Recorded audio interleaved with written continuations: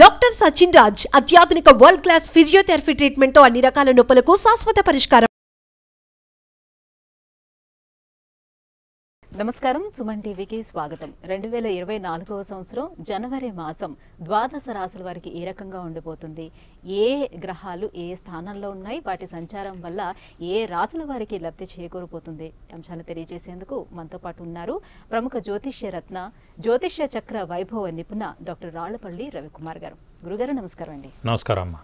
గురుగారు, ఈ 2024 సంవత్సరం ఈ జనవరి మాసం ద్వాదశ రాశుల వారికి ఏ రకంగా ఉండబోతుందో తెలియజేసే ముందు అసలు గ్రహాల స్థితిగతులు ఏ రకంగా ఉన్నాయో తెలియజేస్తారా? శరదిందు సమాకారే పరబ్రహ్మ స్వరూపిణి వాసరాపీఠ నిలయే సరస్వతి నమోస్తుతే.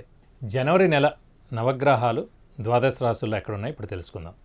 ముందుగా రవి మకర రాశిలో ఉంటారు, అలాగే కుజుడు వచ్చి మనకి ధనుసు రాశిలో ఉంటారు, రాహు యథావిధిగా మనకి మీన రాశిలో ఉన్నారు, అలాగే గురువు వచ్చి మనకి మేషరాశిలో ఉన్నారు, శని స్వస్థానమైన కుంభరాశిలో ఉన్నారు, అలాగే బుధుడు మనకి ధనుసు రాశిలో ఉన్నారు, కేతు మనకి కన్యా రాశిలో ఉన్నారు, ఇంకా శుక్రుడు వచ్చేసి మనకి వృశ్చిక రాశిలో ఉన్నారు. గురుగారు, ఈ 2024 సంవత్సరం జనవరి మాసం మీన రాశి వారికి ఎలా ఉండబోతుంది? గత సంవత్సరం 2023 నుంచి శని ప్రారంభమైంది మీన రాశి వారికి, మరి ఎలా ఉంటుంది? ఎటువంటి పరిహారాన్ని చేసుకోవాల్సి ఉంటుంది? తప్పకుండా అండి. మీన రాశి అనగానే మనకి పూర్వభాద్ర 4వ పాదం, ఉత్తరాభాద్ర 1, 2, 3, 4 పాదాలు, రేవతి 1, 2, 3, 4 పాదాలు. ఈ రాశి వారికి ఏలినాటి శని జనవరి 2023 నుంచి స్టార్ట్ అయింది. సో ఇప్పుడే ప్రారంభమైంది కాబట్టి ఈ సంవత్సరం అంత ఉద్ధృతి ఏమి ఉండదు.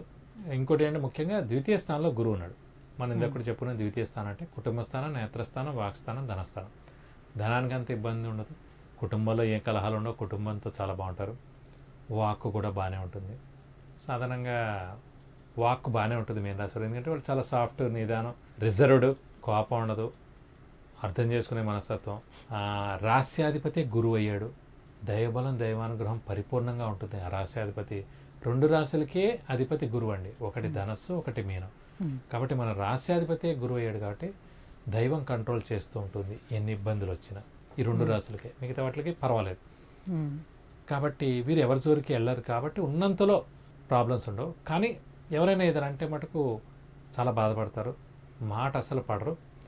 కానీ పడినా కూడా లోపలే బాధపడతారు కాబట్టి బయట వాళ్ళకి అంత ఇంపాక్ట్ ఉండదు, వీళ్ళు ఏమన్నారు కాబట్టి. కాబట్టి మీన రాశి వారికి ప్రస్తుతం గురుబలం ఉంది కాబట్టి ఏ ఇబ్బందులు లేవు, ఖచ్చితంగా చెప్పుకోవచ్చు. ఏలినాటి శని స్టార్ట్ అయినా 12వ స్థానంలో శని ఉన్నాడు కాబట్టి 2 మైనస్ పాయింట్స్. 12వ స్థానంలో శని ఉంటే ఒకటి నిద్ర తక్కువ పడుతుంది, ఒకటి డబ్బులు ఎవరికైనా ఇస్తే తిరిగి రావు. కాబట్టి ఈ సమయంలో మనకి ఈ ఏప్రిల్ 2025 వరకు డబ్బులు మటుకు ఎవరికి ఇవ్వకండి, ఇస్తే మటుకు తిరిగి రావచ్చు. కానీ 2025 ఏప్రిల్ తర్వాత రావడం, బాగా దెబ్బలాట పెట్టుకుంటే రావడం, ఏదో పెద్ద ఘర్షణ జరిగితే కానీ రావు. కాబట్టి డబ్బులు మటుకు ఎవరికి ఇవ్వకండి. గురుగారు, మరి సంతాన పరంగా వారికి ఏ రకంగా ఉండబోతుంది? గురుబలం బాగానే ఉందని చెప్పారు కదా. మరి సంతాన పరంగా సంతాన కారకుడే గురువు ఎవరికైనా సరే. అలాంటిది ముఖ్యంగా సంతానం కలగాలంటే దైవబలం దైవానుగ్రహం పరిపూర్ణంగా ఉండాలి. అలాగే మనకి గోచారీత్యా గురుబలం చాలా బాగుండాలి.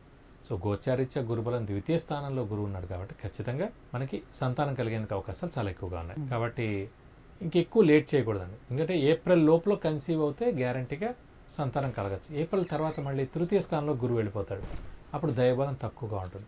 అప్పుడు మనం మళ్ళీ ఇండివిజువల్గా జాతకంలో బలం ఉంటే కానీ జరగదు. అంటే ఒక్క సంతానం విషయంలో మటుకు భార్యాభర్తలు ఇద్దరు జాతకం చూడాలండి. సో అందులో ఎవరికైనా గురుబలం ఉంటే చాలు. ఇంకా మిగతా అన్నీ కూడా చదువు, ఉద్యోగం, ఆరోగ్యం, ఆయుష్, గృహం, వివాహం ఏవి చూసినా కూడా ఇండివిజువల్గా చూడాలి జాతకం. ఒక సంతానం విషయం మనకి ఇద్దరు చూడాలి కాబట్టి ఇద్దరులో ఎవరికి గురుబలం ఉన్నా కూడా పర్వాలేదు, నెక్స్ట్ ఏడాదికైనా వాడు కలగచ్చు. ప్రస్తుతం మీన రాశి వారికి మటుకు గురువు మెయిన్గా మనకి గురుబలం అనేది మటుకు ఏప్రిల్ దాకే ఉంది కాబట్టి ఈ లోపల కన్సీవ్ అవుతే మటుకు వాళ్ళకి తప్పకుండా బాగుంటుందని చెప్పుకోవాలి. కాబట్టి దైవబలం బాగుంది కాబట్టి అన్ని పనులు ఖచ్చితంగా జరుగుతాయండి. మరి ఉద్యోగస్తుల మాట ఏమిటి? ఉద్యోగస్తులకు ప్రస్తుతం ఏంటంటే ఏలినాటి శని స్టార్ట్ అయింది కాబట్టి ఉద్యోగ మార్పు కానీ, స్థానచలనం కానీ, అలాగే ఇల్లు మార్పు కానీ, అంటే వేరే ఊరు ట్రాన్స్ఫర్ అవ్వడం కానీ, అయితే వేరే ఊళ్ళో జాబ్ ఎత్తుకుని వెళ్ళడం కానీ, ఇవన్నీ కూడా జరిగేందుకు అవకాశాలు ఉన్నాయి. వాళ్ళు వెళ్తే కూడా చాలా మంచిది, వెళ్ళకపోయినా నష్టం లేదు. ఎందుకంటే ఇప్పుడే స్టార్ట్ అయింది కాబట్టి ఏలినాటి శని అంత ఇంపాక్ట్ ఏమి ఉండదండి. అంటే ఈ సంవత్సరం అంతా పర్వాలేదని అంటారు? ఈ సంవత్సరం ఏం పర్లేదు. 2025 ఏప్రిల్ వచ్చిన రోజున మీన రాశిలోకి శని ప్రవేశిస్తాడు కాబట్టి అప్పటి నుంచి ఇంపాక్ట్ ఎక్కువగా ఉంటుంది. ఆ 5 years ఎక్కువగానే ఉంటుంది. ఎందుకంటే మళ్ళీ మీనంలో 2.5 కొంచెం ఇంపాక్ట్ ఉంటుంది. మేషంలో వచ్చినప్పుడు మేషంలో శని నీచలో ఉంటాడు కాబట్టి అప్పుడు ఇంకా ఎక్కువ ఇంపాక్ట్ ఉంటుంది. బట్ ఈ 2.5 years ప్రశాంతంగా ఉండొచ్చు మీన రాశి వారు. అయితే మరి గురుబలం గురువు 2వ స్థానంలో ఉన్నారని చెప్తున్నారు కాబట్టి గృహయోగం కోసం ప్రయత్నాలు అనేది చేసుకునే అవకాశం గృహయోగం విషయంలో కూడా 50-50 అండి. ఎందుకంటే చతుర్థంలో కానీ భాగ్యంలో కానీ ఉన్నప్పుడే అవుతుంది. సో కాబట్టి గృహయోగం విషయం మటుకు కొంచెం మిశ్రమంగా ఉందని చెప్పుకోవాలి. బాగా కష్టపడితే ఏమైనా కొనొచ్చు, అంతేగాని ఏదో మామూలుగా అంటే వాళ్ళు కూడా ఇప్పుడు మెయిన్ రాశి వాళ్ళు ఏమి అనుకోరు, ఖచ్చితంగా స్థలం కొనాలి, లేకపోతే ఇల్లు కొనాలి, పొలం కొనాలి అని ఏమి అనుకోరు, అయితే చూద్దాం అన్నట్టుగానే ఉన్నారు. సో అందు గురించి అంత కనిపించట్లేదు, కానీ మిశ్రమంగా ఉంది. గట్టిగా ప్రయత్నిస్తే ఏదైనా సరే, మానవ ప్రయత్నం 100% ఉన్న రోజున ఏది ఆపలేదు. మానవ ప్రయత్నమే 100% ఉండదు ఎవరికి, 50, 60, 40, 70 అలా ఉంటుంది.